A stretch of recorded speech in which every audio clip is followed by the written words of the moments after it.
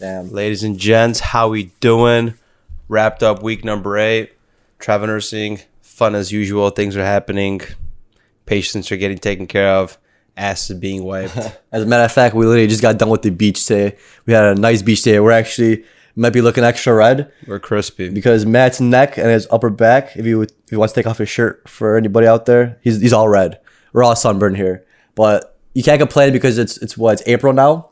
And like we were sunburned in April. And with San Diego, it's a good time. Like imagine if we were in Chicago or somewhere else, we wouldn't be sunburned. Yeah, as far as the hospital, it's 4/17 today as we're recording. I haven't worked in the ICU in over 2 weeks since 4/3, so a lot of floating, but it's honestly created a lot of memorable patient experiences that I've had. I'm just reflecting, like looking at the notes, and the whole year that we worked last year, just a lot of intubated, sedated patients. So it's nice just talking to people. I think it's super motivational too. They love to hear our story because we're such unique character to them, just as much as they are to us. Like we're from Poland and we've done all this and traveling, and it's always made great stories, and people have always enjoyed my care. So even though my best option is sedated, intubated, makes the shifts go by smooth, I've been having a great time here, aside from floating a lot and doing what we do. Yeah, I mean, you can make the best out of every situation. Like we've been in this interesting, you could say, situation where we're floating a lot more than the ICU, but like you're making the best of it. You're actually taking a time because you're given a chance to actually have the ability to have a conversation with a patient. With in the ICU, that's kind of like a rarity.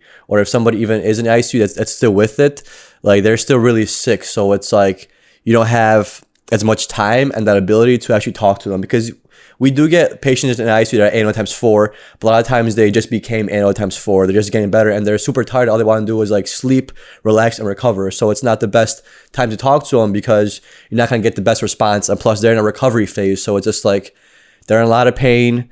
I know speaking is like a good distraction to it, but most people I feel like want to be left alone, and there's the TV on, just some background noise because they know they're recovering. They just had surgery, they just went through like a traumatic event, so they just want to just rest and recover. So the ICU doesn't always give us the chance to speak to these patients, and you're obviously making the best of it by trying to gather as much knowledge, as much information as you can from these patients, because our patients are older, a lot older than us, 2 or 3 times our age, and they've been through life and a lot of different situations, so they could always offer you some perspective. Even though y'all might not have like the same views on things, they still offer you a different perspective on why they did certain things or how they did certain things in like the 1940s, 1950s, 1980s, and how times have changed. So they always offer you some kind of information, because it's like they're almost like a professor. Like each patient's a professor of it's not a subject like physics or math, it's their professor of their life, and they're able to reflect because no one else can reflect on the way you can reflect on things, because you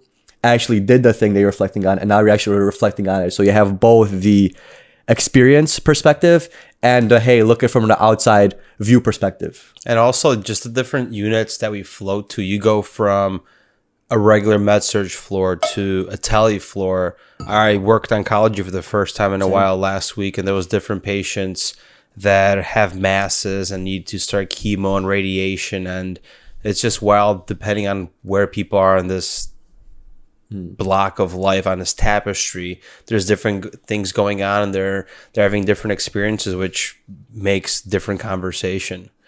And we have about 5 weeks left, so for anybody that's travel nursing, this is just around that time where you finally get your last schedule, so you know all the dates and the plans. Maybe you're ending a little bit earlier than your original contract date, because it depends on where that week is.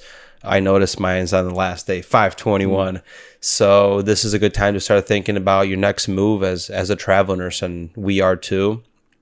It depends on where you want to work again. You start looking for housing, next contract, or in our case, where we're asking if we could do some kind of extension. So all that's happening simultaneously, and that's the beauty of travel nursing. It's always on the go. We've been here a little bit longer than usual because we took that leap of faith in trying to find a contract, and now it's just like, oh, hey, it's already that 1 month period where things are going to shift again if we decide to take another contract or extend or go back home and, my case, enjoy the nurse break. And this is definitely a time of the year where we always recommend taking a break, because this is kind of when rates they decrease a little bit because of summer months. So even though there is nursing shortages, you're always going to find a job no matter what month you're looking. These next like 3 months is basically like the lower spectrum of contracts. So you can still make good money. You're going to make money for sure than a staff. But if you're thinking about taking a break, now is probably the best time to take a break, because then when August, September comes around, that's when prices are going to start increasing again. So keep that perspective in mind. But looking at my like last 3 shifts, because you brought up you haven't been working in the ICU a lot. So I remember one shift that I actually had 9 patients the whole night.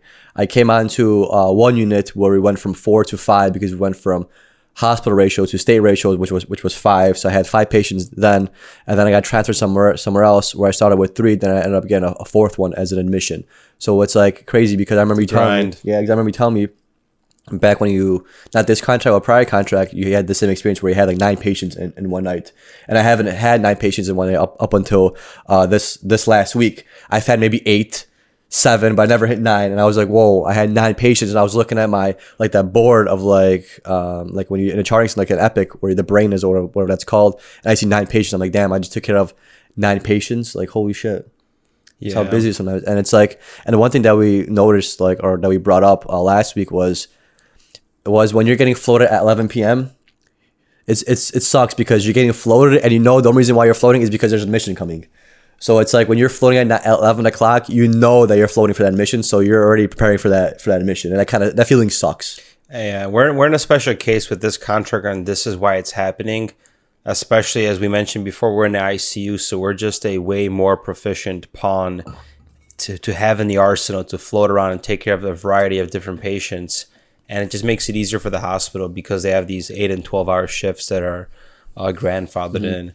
And aside from like work, it's nice just bonding with other travel nurses and just like hearing their experience, what they're going through, what their plans are. And we've created a group chat where we're able to go out with them, bond, and then also post schedules as far as like swapping shifts, just to make it good on us. Because even our schedule that we just got in May, it's like almost completely opposite.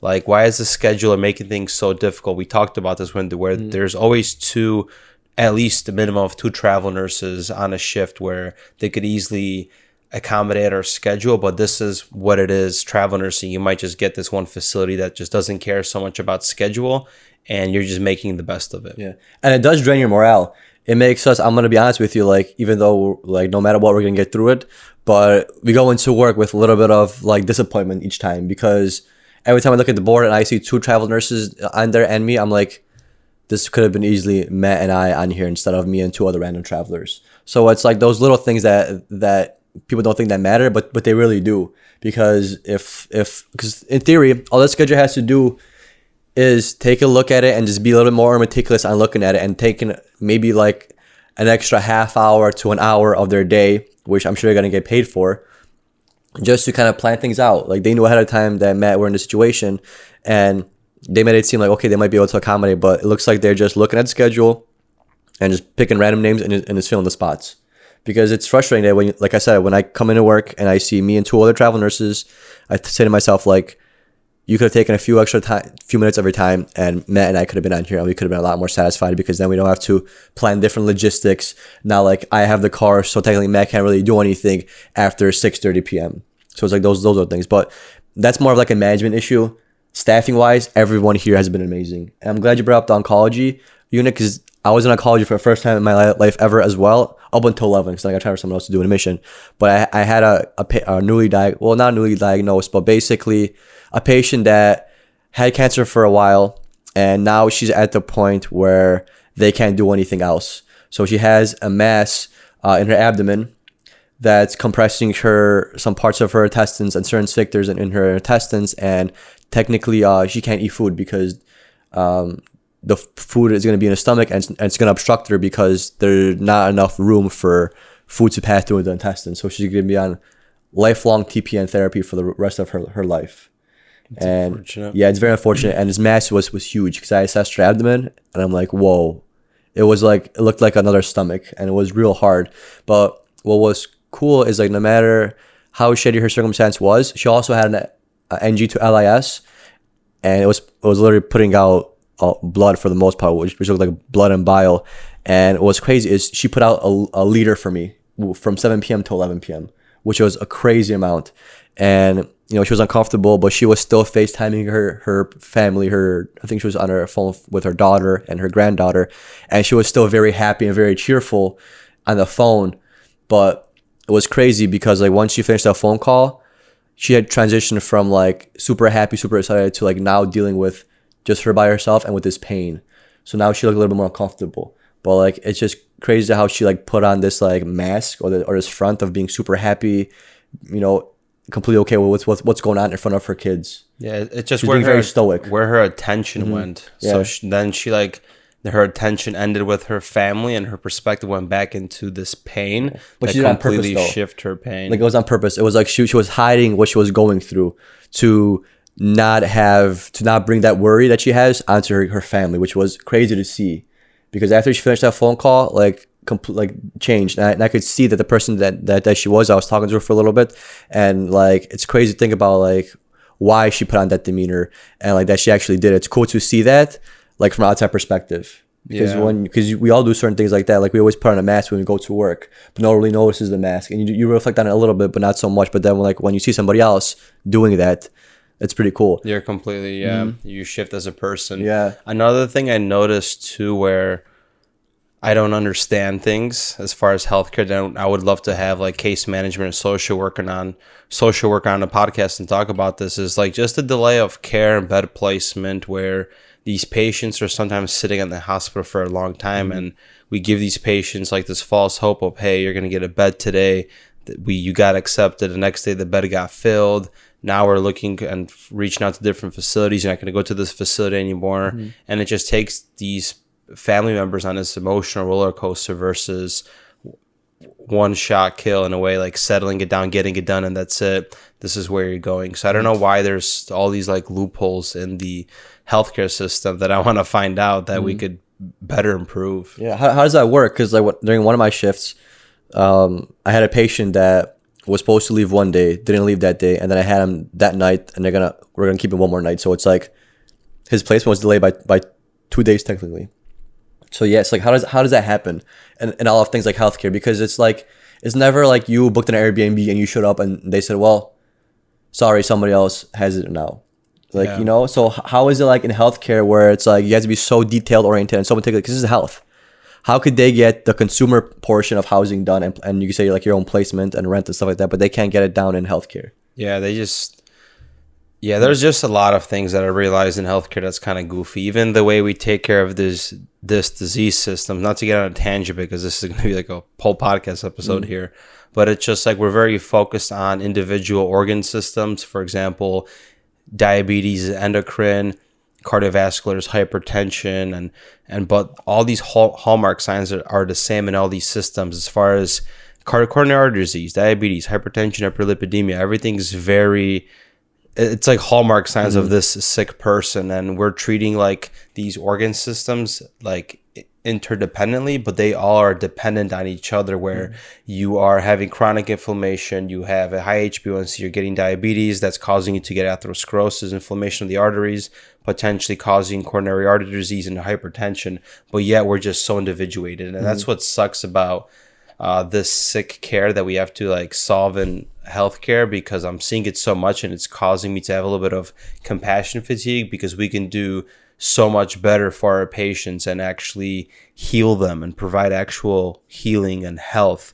It's not health what we're providing. We're providing sick care. And it's been getting to me just going through this contract and seeing all these patients and just knowing that they could have such better care, but there's just like a lot of gaps and missed things in healthcare that we're not doing that we can. Yeah. There's a funny thing that happened to me when I on shift. I got transferred like at midnight to a different unit, and I got a report.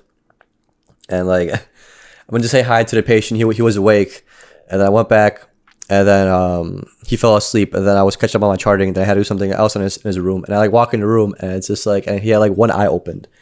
And when I was like looking, I like scan something else because he's sleeping. So I was like working around his sleep. Oh, that guy was a trip. I had him Dude, too. Yeah, and I'm like, and all you see is like this white beady eye looking at you, but the other one's closed. And I'm like looking at it. And I'm like looking at the computer. I'm like, what is going on here? Why do I see just like one white beady eye? I'm trying, and I like open up his chart, and he had an artificial eye, prosthetic. So I was like, what the hell? But you know when you like see a cat at night and it's all dark, but you see its eyes. So it was like that, but one eye. So I was like looking back and forth, like, am I seeing shit? Does this guy have one eye open? Because nobody told me over a report that he had an artificial eye. Yeah, it's funny because I gave a report to a nurse and I told her about it. Yet when she walked in there, she still waved to him, but he was freaking asleep. But that eye is open, and then she thought about it, and she's like, "Oh my god!" It was just so funny. Yeah, I was just saying, I was like, am I going crazy? Like, is this dude literally have one eye opened, or what is going on here? But it was a good, and I laughed it off. And it was funny. She's like, "Oh, I forgot to tell you that he has one eye," and I was like, "For sure, yeah." I was tripping for a minute in there.